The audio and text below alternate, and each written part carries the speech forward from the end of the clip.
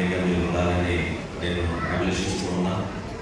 ఎందుకంటే వాక్యంలో ఎప్పుడైతే ఆదాము దేవుణ్ణి వెనకాల తండ్రి చాలా చక్కగా చెప్పారు. దేవుడు ఎప్పుడైతే వారు దూరం చేసుకున్నారో, దేవుడితో సహవాసాన్ని నుంచి వారు ఎప్పుడైతే వేరుపడ్డారో అప్పుడు ఈ పాపం అనేది ప్రవేశించింది.